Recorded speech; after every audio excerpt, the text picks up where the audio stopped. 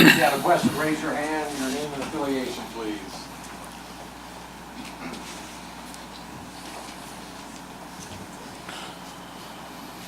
Steve, Eric Horn, the Oklahoman.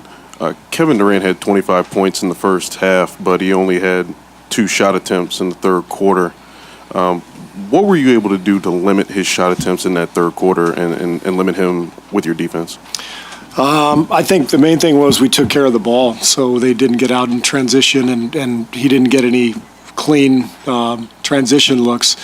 So we were able to play him in the half court and at least try to stay with him. And we always talk about offense and defense being tied together. If we're going to take care of the ball and rebound, then we should be able to keep them from so many clean looks. And I thought that was why he got going in the first half. We turned it over too many times, and he really got into a good groove. So it's going to be hard to keep him from getting shots, but we're just going to try to do our best.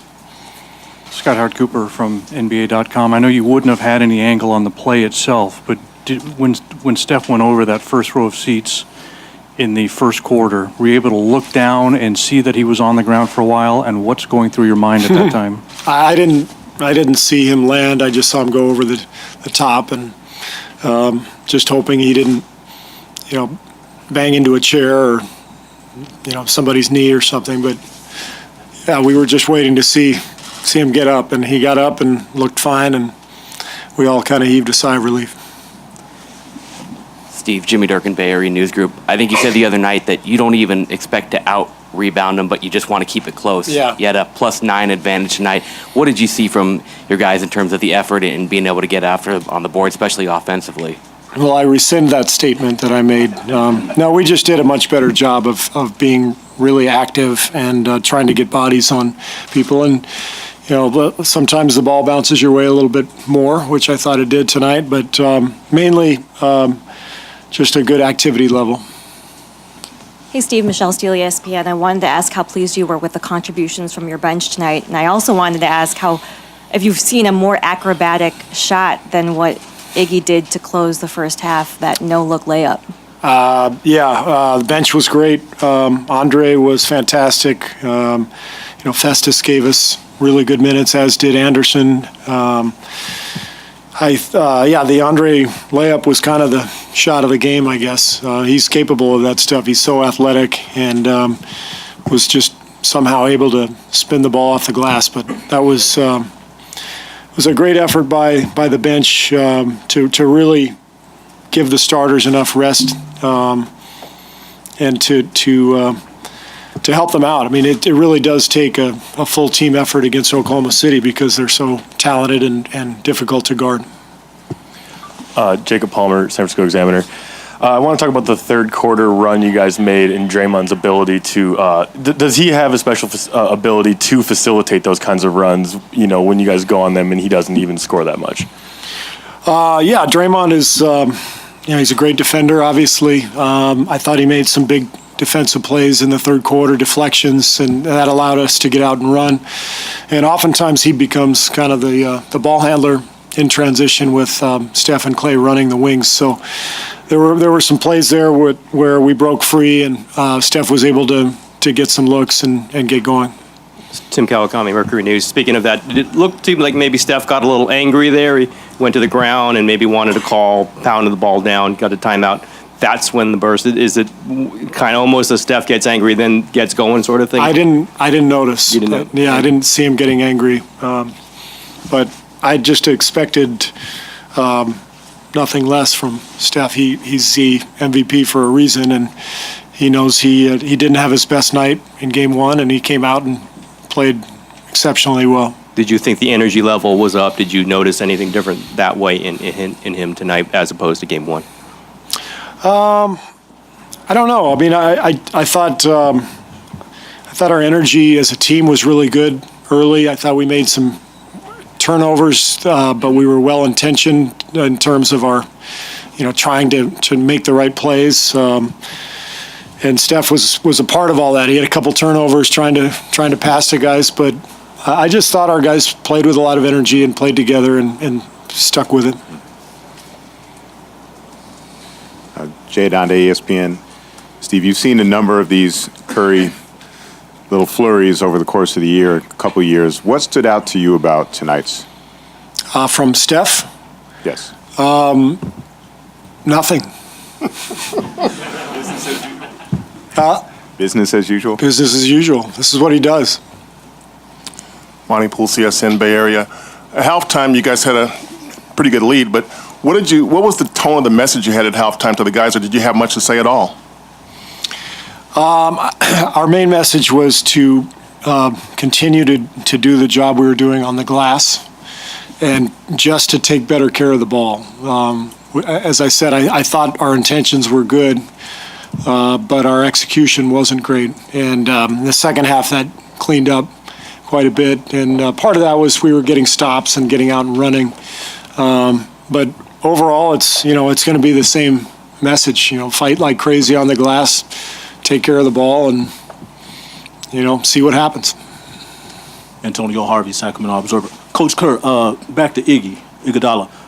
He missed his first 5 shots in the first quarter, but I think he closed it out in the second quarter, with a 9-point. What type of lift was that, coming from him? Because I think the Thunder went up by 1 point when he took over at that point. Yeah, Andre is, he's one of our best players. As you know, he's the Finals MVP. He's seen everything. He's not fazed by starting 0 for 5. He's going to keep shooting. He's going to keep making plays. And we're asking him to guard KD. So he's got a big responsibility. And he played, I thought, extremely well and was a big part of the win. Fred Katz, Norman Transcript, back left.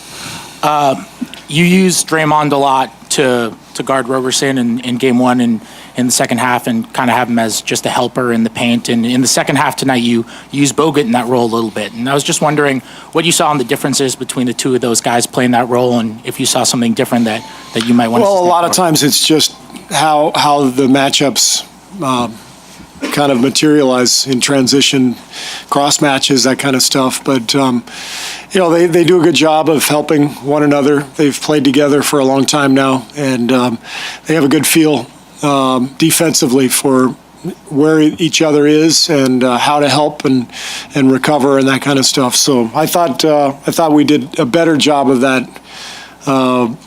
tonight than we did in game 1.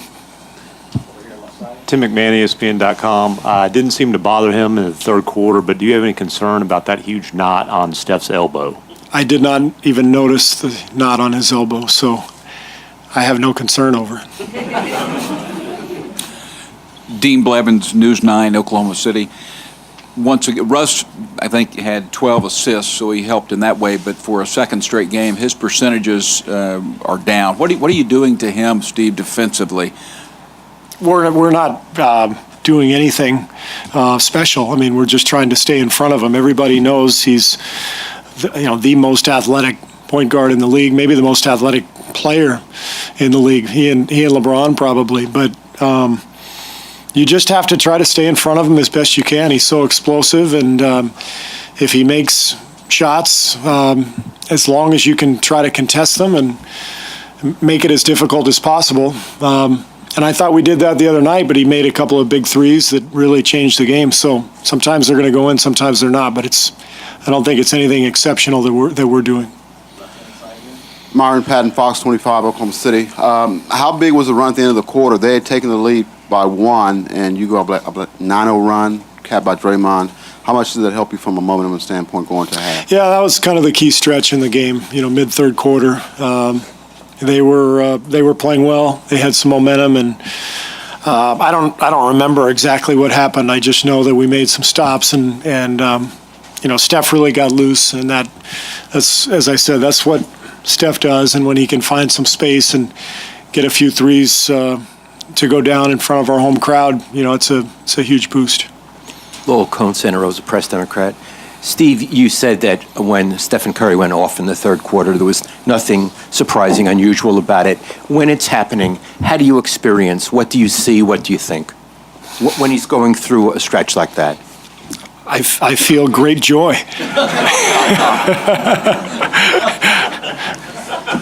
It's true. Last question, Larry Beal, right-hand side. Yeah, Steve, Larry Beal, ABC7. You've talked in the past about your team having the appropriate fear and sometimes not having that. Clearly, you guys had that tonight.